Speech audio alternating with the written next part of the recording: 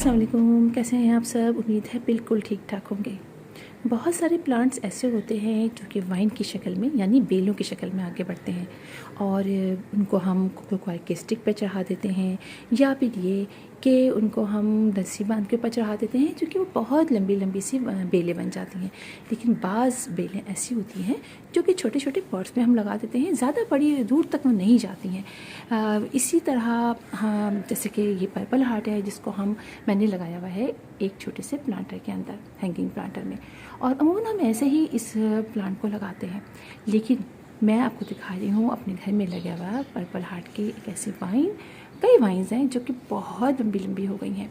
अच्छा, और इससे मज़े की बात ही लगती है कि ये प्लांट बहुत ईजी टू ग्रो है। और आप देखिए, अमूमन आपने ये प्लांट इतना लंबा लंबा यानी ये वाइन इतनी लंबी लंबी नहीं देखी होगी जो मेरे घर में बहुत अच्छी ग्रो कर रही है। और आप देखिए होती भी ये कहाँ तक आई है और नीचे ये मूव करती ही चली जा रही है, बढ़ती ही चली जा रही है।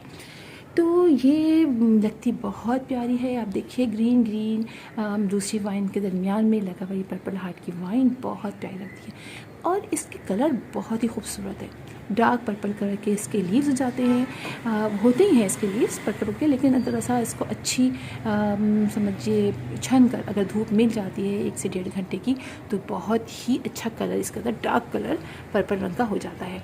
और इसके अंदर जो फ्लावरिंग होती है वो लाइट पर्पल होती है, जो कि दोनों कॉम्बिनेशन है डार्क और लाइट जो मिल के बहुत ही प्यारा लगता है। आप ये देखिए कि ये कितनी बड़ी हो गई है। तो ये मैंने कैसे ग्रो किया है आपको बताती हूँ।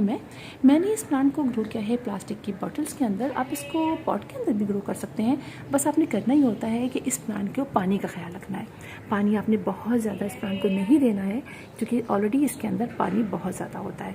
लिहाजा आपने ना बहुत ज़्यादा पानी देना है ना बहुत कम पानी देना है, आपने चेक करके पानी देना है। इसको ज़्यादा टच नहीं करना है इसलिए कि ये प्लांट बहुत आसानी से टूट जाता है। इसकी जो ब्रांचेज होती हैं बहुत सॉफ्ट होती हैं, बहुत ईजिली टूट जाती हैं। सॉफ्ट का मतलब ये कि हल्का से जो लगा चोट और टूट गई, इस तरह से होता है। लिहाजा आपने उसको इस तरह रखना है। और आप देखिए कि मैंने यहाँ पर एक साथ कई लगा रखी हैं वाइस के अंदर, कुछ निकलती भी आती हैं, पता है ये ग्रो भी करता रहता है। इसके अंदर से मज़ीद बेलें निकलती रहती हैं जो नीचे की तरफ मूव करती जाती हैं। आपने इनको बहुत ज़्यादा फर्टिलाइज़र नहीं देना है, मंथ में एक दफ़ा लिक्विड फर्टिलाइज़र कोई सा भी आप दे दीजिए और उसमें ये ग्रो कर मतलब उसमें ये अच्छा तरीके से ग्रो करता रहेगा। इसकी छोटी सी छोटी ब्रांच आप लगा सकते हैं, बहुत सी जो ग्रो प्लांट है छोटी सी ब्रांच लाइए, इतनी बड़ी सी ब्रांच लाइए और आप किसी भी अच्छी सी सॉइल में जो बहुत ज़्यादा मतलब स्टिकी ना हो, जैसे कि कहते हैं ना बहुत जुड़ी हुई ना हो, उसमें ना हो, बस अच्छी सैंडी सॉइल हो उसमें आप लगा लीजिए तो ये बहुत अच्छा ग्रो करेगा। आइए आपको दिखाती हूँ मेरे घर में यहाँ पर भी देखिए आप किस तरीके से लगा हुआ है।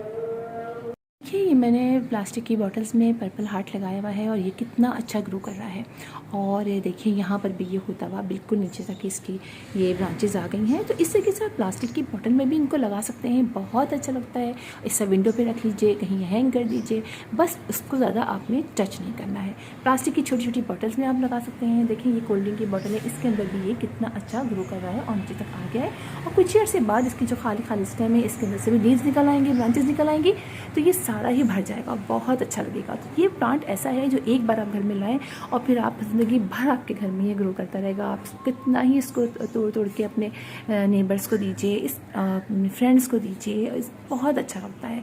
और ज़्यादा पानी भी इसको नहीं चाहिए होता है। अगर आप बहुत दिन तक पानी नहीं भी देंगे तब भी अपने लीव्स कर ले मतलब येलो करके इसके लीव्स झड़ जाएंगे, लेकिन ये ग्रो करता रहेगा। डंडियाँ से बचेंगी, लेकिन जैसे ही आप पानी डालना शुरू करेंगे ये दोबारा से ग्रो करना शुरू हो जाए। कोई पेस्ट का अटैक इस पर नहीं होता है, सबसे अच्छी बात ये होती है।